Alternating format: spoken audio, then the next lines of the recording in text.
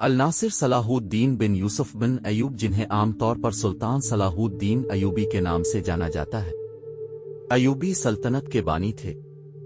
وہ نہ صرف تاریخ اسلام بلکہ تاریخ عالم کے مشہور ترین فاتحین و حکمرانوں میں سے ایک ہیں۔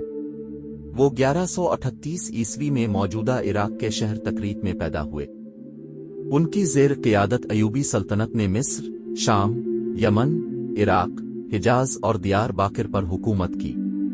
صلاح الدین ایوبی کو بہادری، فیاضی حسن، سخاوت اور بردباری کے باعث نہ صرف مسلمان بلکہ مسیحی بھی عزت کی نگاہ سے دیکھتے ہیں۔ سلطان صلاح الدین ایوبی اپنے کارناموں میں نور دین زنگی پر بھی بازی لے گئے۔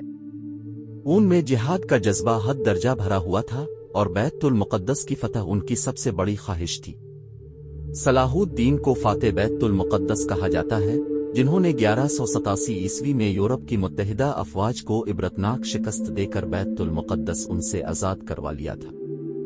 انہوں نے اپنی ذاتی دولت کا زیادہ تر حصہ اپنی رعایا کو دے دیا۔ وہ مسجد بنو امیہ سے متصل مقبرے میں مدفون ہیں۔ مسلم ثقافت کے لیے اپنی اہمیت کے ساتھ ساتھ صلاح الدین کا کرد، ترک اور عرب ثقافت میں نمایاں طور پر احترام کیا جاتا ہے۔ انہیں اکثر تاریخ کی سب سے مشہور کرد شخصیت کے طور پر بیان کیا جاتا ہے۔ ان کا ذاتی اور اصلی نام یوسف تھا۔ صلاح الدین ایک اعزازی لقب ہے جس کا مطلب ہے ایمان کی راست بازی۔ ان کا خاندان ممکنہ طور پر کرد نسل سے تعلق رکھتا تھا اور وسطی آرمینیا میں ڈبین گاؤں سے آئے تھے۔ وہ جس راویدیہ قبیلے سے تعلق رکھتے تھے وہ اس وقت تک عربی بولنے والی دنیا میں جزوی طور پر ضم ہو چکے تھے۔ صلاح الدین کے دور میں شیخ عبد القادر گیلانی سے زیادہ کسی عالم کا اثر و رسوخ نہیں تھا، اور صلاح الدین ان سے اور ان کے شاگردوں سے بہت زیادہ متاثر تھے۔ 1132 عیسوی میں موصل کے عطا بیگ زنگی کی شکست خوردہ فوج نے تکریت کے قلعے کے سامنے دریائے دجلہ کی طرف سے ان کی پسپائی کو روک دیا، جہاں صلاح الدین کے والد نجم دین ایوب نے وارڈن کی حیثیت سے خدمات انجام دیں۔ نجم دین ایوب نے فوج کے لیے کشتیاں فراہم کیں اور انہیں تکریت میں پناہ دی۔ سلطان صلاح الدین دمشق سے خاص لگاؤ رکھتے تھے، لیکن ان کے ابتدائی بچپن کے بارے میں معلومات بہت کم ہیں۔ ان کے سوانح نگاروں میں آن میری ایڈے اور الوے رانی کے مطابق صلاح الدین ریاضی اور قانون پر سوالات کے جوابات دینے کے قابل تھے۔ یہ علم قرآن اور علوم دین تھا جس نے انہیں اپنے ہم عصروں سے جوڑا۔ متعدد ذرائع کا دعویٰ ہے کہ اپنی تعلیم کے دوران وہ فوج میں شامل ہونے کے بجائے مذہبی علوم میں زیادہ دلچسپی رکھتے تھے۔ ایک اور عنصر جس نے مذہب میں ان کی دلچسپی کو متاثر کیا وہ یہ تھا کہ پہلی صلیبی جنگ کے دوران یروشلم کو عیسائیوں نے لے لیا تھا۔ اسلام کے علاوہ صلاح الدین کو عربوں کے نسب نامے، سوانح حیات اور تاریخ کے ساتھ ساتھ عرب گھوڑوں کی خونی لکیروں کا بھی علم تھا۔ وہ کرد اور عربی بولتے تھے اور ترکی اور فارسی جانتے تھے۔ الوے رانی نے لکھا ہے کہ صلاح الدین کو ان کے خاندان کی سخاوت اور فوجی مہارت میں شہرت کی وجہ سے منتخب کیا گیا تھا۔ سلطان صلاح الدین نے مصر میں اپنی رعایا کے ساتھ ایسا اچھا برتاؤ کیا جو بیان کرنے والا بیان نہیں کر سکتا۔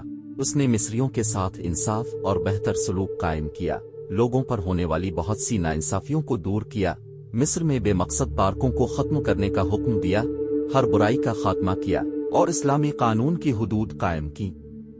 وہ لوگوں کے درمیان حکومت کرنے اور ظالم سے مظلوموں کے ساتھ انصاف کرنے کے لیے بیٹھتے تھے، اور اپنی مجلس میں فقہا اور ریاست کے مشہور لوگوں کا ایک گروہ رکھتے تھے جو لوگوں اور کاموں کے درمیان معاملات پر غور کرتے تھے، جیسا کہ شریعت، سچائی اور انصاف کی دفعات کے مطابق ضروری ہے۔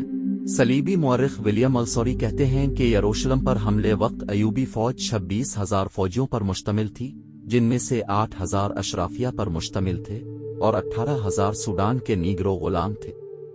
صلاح الدین نے ایک ایک کر کے ثانوی صلیبی پوزیشنوں پر حملہ جاری رکھا، راملے اور لود پر حملہ کیا اور یروشلم کے دروازوں تک پہنچ گیا۔ سلطان صلاح الدین اپنے کارناموں میں نور دین زنگی پر بھی بازی لے گئے۔ ان میں جہاد کا جذبہ بھرا ہوا تھا اور بیت المقدس کی فتح ان کی سب سے بڑی خواہش تھی۔ مصر کے بعد صلاح الدین نے 1182 عیسوی تک شام، موصل، حلب وغیرہ فتح کر کے اپنی سلطنت میں شامل کر لیے۔ اس دوران میں صلیبی سردار رینا لورا کے ساتھ 4 سالہ معاہدہ صلح ہو چکا تھا، جس کی روح سے دونوں ایک دوسرے کی مدد کرنے کے پابند تھے۔ लेकिन यह मुआहिदा महज कागजी और रस्मी था। सलीबी बदस्तूर अपनी इश्तियाल अंगेजियों में मसरूफ थे और मुसलमानों के काफिलों को बराबर लूट रहे थे। सुल्तान सलाहुद्दीन की ज़ेर क़ियादत शाम व मिस्र की अफवाज के नाकाम मुहासरे के बाद 20 सितंबर 1187 ईस्वी को बैतुल मुक़द्दस पहुंच गईं। सलाहुद्दीन और ईसाई बेलेन के दरमियान मुज़ाकरात हुए। सलाहुद्दीन बगैर खून खराबे के शहर हासिल करना चाहते थे, लेकिन शहर के मसीहियों ने बगैर लड़े बैतुल मुक़द्दस शहर छोड़ने से इनकार कर दिया और धमकी दी कि वो पुरअमन तौर पर शहर दुश्मन के हवाले करने पर इसे तबाह करने और खुद मर जाने को तरजीह देंगे। सुल्तान सलाहुद्दीन ने बैतुल मुक़द्दस में दाखिल होकर वो मज़ालिम नहीं किए जो इस शहर पर कब्जे के वक्त मसीही अफवाज ने किए थे। सलाहुद्दीन एक मिसाली फातेह की हैसियत से बैतुल मुक़द्दस में दाखिल हुआ। उसने ज़र फिदिया लेकर हर मसीही को अमान दे दी और जो गरीब फिदिया नहीं अदा कर सके उनके फिदिये की रकम सलाहुद्दीन और उसके भाई मलिक आदिल ने खुद अदा की। बैतुल मुक़द्दस पर फतह के साथ यरूशलेम की वो मसीही हुकूमत भी खत्म हो गई जो फ़लस्तीन में 1099 ईस्वी से कायम थी। इसके बाद जल्द ही सारा फ़लस्तीन मुसलमानों के कब्जे में आ गया। जब बैतुल मुक़द्दस पर कब्जे की खबर यूरोप पहुंची तो सारे यूरोप में कोहराम मच गया। हर तरफ लड़ाई की तैयारियां होने लगे।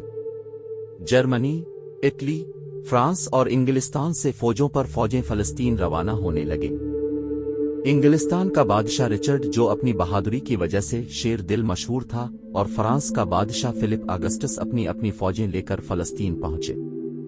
यूरोप की इस मुत्तहिदा फौज की तादाद 6 लाख थी। जर्मनी का बादशाह फ्रेडरिक बारबरोसा भी इस मुहिम में उनके साथ था। इस सलीबी जंग में सिवाय अक्का शहर के मसीहियों को कुछ भी हासिल न हुआ और वो नाकाम वापस हुए।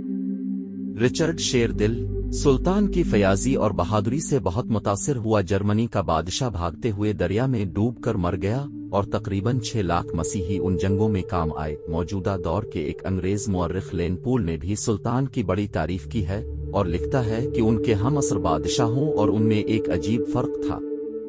बादशाहों ने अपने जाओ जलाल के सबब इज्जत पाई और अयूबी ने अवाम से मोहब्बत और उनके मामलात में दिलचस्पी लेकर हर दिल अजीजी की दौलत कमाई। सलाहुद्दीन अयूबी 589 हिजरी बमुताबिक 1193 ईस्वी में दमिश्क में इंतकाल कर गए।